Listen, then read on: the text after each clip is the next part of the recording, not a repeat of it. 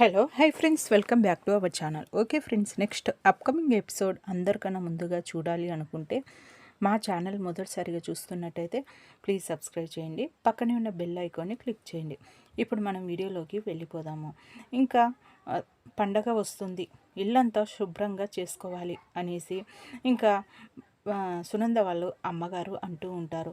అవునమ్మా, పండగ వస్తుంది, ఇంటికి కొత్త కోడలు కూడా వచ్చింది, ఇల్లంతా మొత్తం సదిరేసుకొని ఈసారి పండగ చాలా ఘనంగా చేసుకోవాలి మనము అనేసి అంటే అవును అనేసి ఇంకా అందరు అంటారు.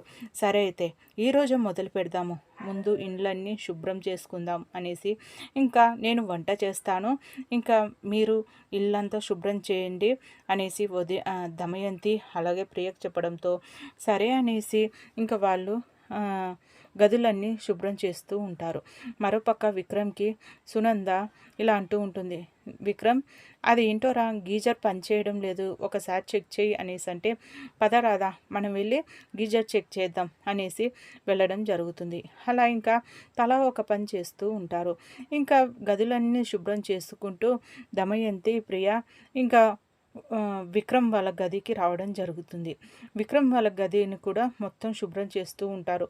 ఇంకా ఇలా మాట్లాడుకుంటూ ఉంటారు, బేబీ ఇప్పుడు మనము ఈ ఇంట్లో ఏదైనా క్లూ దొరికితే బాగుండు, ఆ రాధకు సంబంధించింది ఏదైనా దొరుకుతుందేమో కేర్ఫుల్గా చూడు అనేసి అంటే అవును మమ్మీ, నేను కూడా అదే అనుకున్నాను, అందుకనేసే ఈ ఇండ్లు శుభ్రం చేయడానికి ఒప్పుకున్నాను, లేకపోతే మనం ఎందుకు చేయాలి మమ్మీ, కానీ ఆ రాధ గురించి ఏదైనా తెలుస్తుందేమో అనేసి నేను ఇల్లు శుభ్రం చేస్తామనేసి ఒప్పుకున్నాను. అవును మమ్మీ, ఆ రాధ గురించి ఏదైనా క్లూ దొరికితే బాగుండు అనేసి ఇంకా ఇల్లంతా వెతుకుతూ ఉంటారు. మరోపక్క ఇంకా విక్రమ్ రాధలు గీజరు పని చేయడం లేదనేసి చూస్తూ ఉంటారు.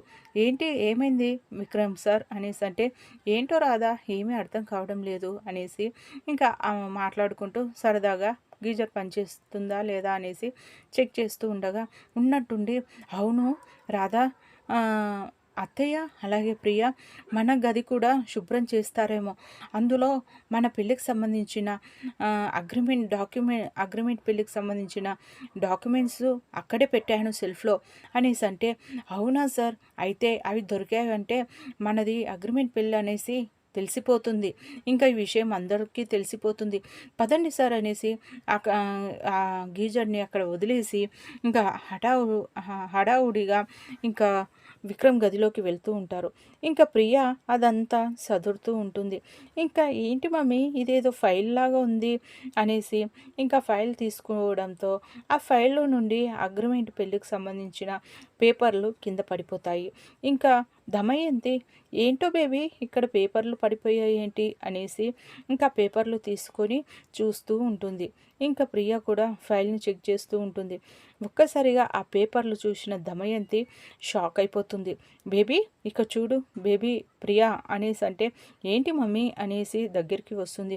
ఒక్కసారి వీటిని చూడు అనేసి ఇంకా ప్రియకి ఇస్తుంది. ఇంకా దమయంతి ఒక్కసారిగా ప్రియ కూడా చూసి షాక్ అవుతుంది.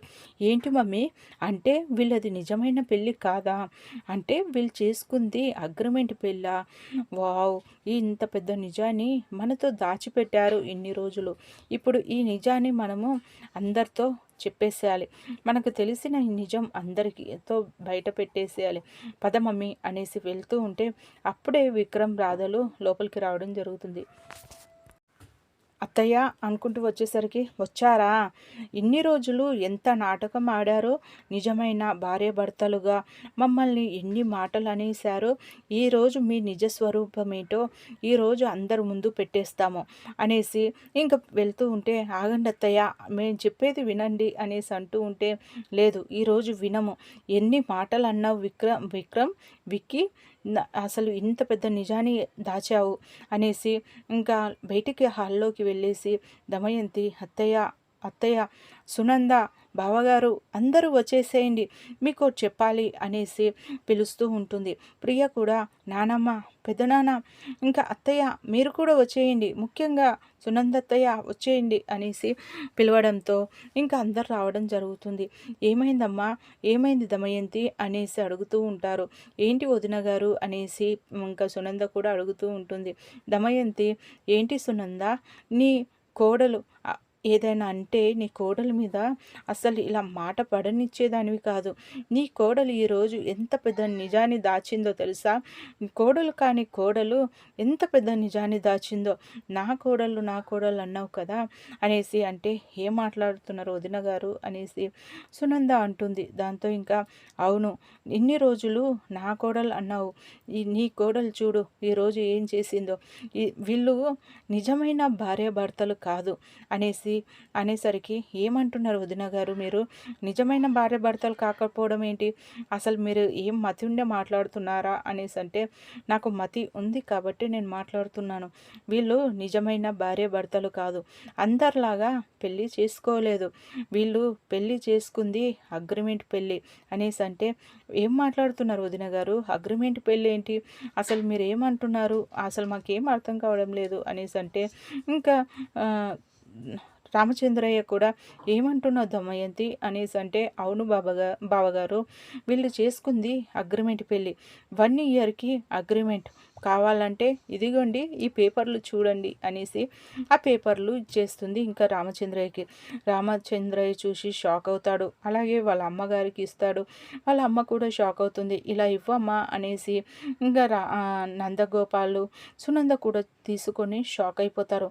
ఇంకా సునంద ఏమంటావు ఇప్పుడు ఆ పేపర్లను చూసి?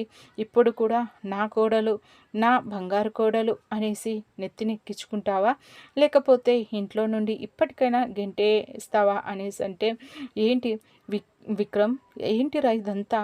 అసలు ఏంటి మీరు అగ్రిమెంట్ పెళ్ళి ఏంటి అనేసి అడుగుతూ ఉంటుంది. అది కాదమ్మా, అదేంటంటే అనేసి అంటే, చెప్పరా, ఎందుకు ఇంత పెద్ద మోసం చేశారు మమ్మల్ని? ఎందుకు మోసం చేయాలనిపించింది? మీరు ఎందుకు అగ్రిమెంట్ పెళ్లి చేసుకోవాలనిపించింది? చెప్పండి. అసలు మీరు అగ్రిమెంట్ పెళ్లి చేసుకోవాల్సిన అవసరం ఏముందిరా?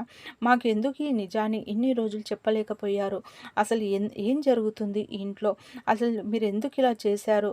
ఎందుకని మా దగ్గర ఇంత పెద్ద నిజాన్ని దాచారు? చెప్పండి, చెప్పమ్మా రాధా, అసలు ఏం జరిగింది చెప్పు అనేసి అంటే, దమయంతి ఇంకా వాళ్ళు నువ్వు అంత నిదానంగా అడిగితే వాళ్ళు చెప్పరు. ఇన్ని రోజులు దాచిన వాళ్ళు ఇప్పుడు నీకు నిజాన్ని ఎలా చెప్తారనుకున్నావు సునంద? నీ పిచ్చి కాకపోతే అనేసి. అలా కాదు, వాళ్ళు అడగాల్సింది. అసలు ఆ రాధని ఇంకా మన ఇంటి కోడలు కాదు కదా, ఇంకా తనని ఇక్కడ నుండి పంపించేసేయాలి అనేసి ఇంకా దమయంతి అంటుంది. ఇంకా దాంతో విక్రమ్, అది కాదమ్మా, అవును అది నిజమే, అగ్రిమెంట్ పెళ్ళే, మేము చేసుకుంది అగ్రిమెంట్ పెళ్ళే, 1 ఇయర్ కోసం చేసుకున్నాము కానీ అని ఇంకా విక్రమ్ అంటే, అదే ఎందుకు చేసుకున్నారు అలా? అసలు అలా అవసరం ఏమొచ్చింది అనేసి అంటే, ఇదిగోండి మీరు ఇంట్లో ఊరికూరికే ప్రియని పెళ్లి చేసుకోమని నన్ను ఫోర్స్ చేస్తున్నారు. నాకు ఇష్టం ఉందా లేదా అని కూడా అడగడం లేదు. అందుకనేసి నేను రాధని ఒప్పించి ఈ విధంగా అగ్రిమెంట్ పెళ్లి చేసుకోవాల్సి వచ్చింది. అగ్రిమెంట్ పెళ్లి చేసుకోవడం వల్ల నాకు 1 ఇయర్ టైం దొరుకుతుంది. ఆ లోపు నేను చిట్టి ఎక్కడుందో కనిపెట్టాలనేసి, నాకు చిన్నప్పటి నుండి చిట్టి అంటే ఇష్టం. అలాంటిది మీకు కూడా తెలుసు. కానీ చిట్టిని కాదని నేను ప్రియాని పెళ్లి చేసుకుంటాననేసి మీరు ఎలా అనుకున్నారు? నేను నాకు ఇష్టం లేకపోయినా మీరు నన్ను బలవంతంగా ఒప్పించి పెళ్లి చేయాలనుకున్నారు. నేను ఎంత చెప్తున్నా మీరు వినిపించుకోవడం లేదు. అందుకనేసి నాకు ఇంకా వేరే అవకాశం లేక ఇదిగో రాధని ఒప్పించి రాధ నా కోసము ఈ అగ్రిమెంట్ పెళ్ళికి ఒప్పుకుంది. అనవసరంగా మీతో ఎన్ని మాటలు పడాల్సి వచ్చింది రాధకి. అసలు తను మన ఇంటి కోడలు కాకపోయినా అగ్రిమెంట్కు కట్టుబడి ఇన్ని రోజులు మన ఇంట్లో ఉంటూ మీరు మాట్లాడిన మాటలకి తను తల ఉంచింది అనేసి. అవును, మేము చేసింది తప్పే, కానీ నా అవసరానికి నేను తనని అడగడం జరిగింది అనేసి విక్రమ్ అంటాడు. ఇంకా దాంతో అందరూ షాక్ అయిపోతారు. ఇంకా చాలా బాధపడిపోతూ ఉంటారు. ఇంకా రాధ కూడా బాధపడిపోతూ ఉంటుంది. ఓకే ఫ్రెండ్స్, మా వీడియో కనుక మీకు నచ్చినట్టయితే ప్లీజ్ సబ్స్క్రైబ్ చేయండి. పక్కనే ఉన్న బెల్ ఐకాన్ని క్లిక్ చేయండి. ఇలాంటి వీడియోస్ అందరికన్నా ముందుగా చూడగలుగుతారు. Thank you.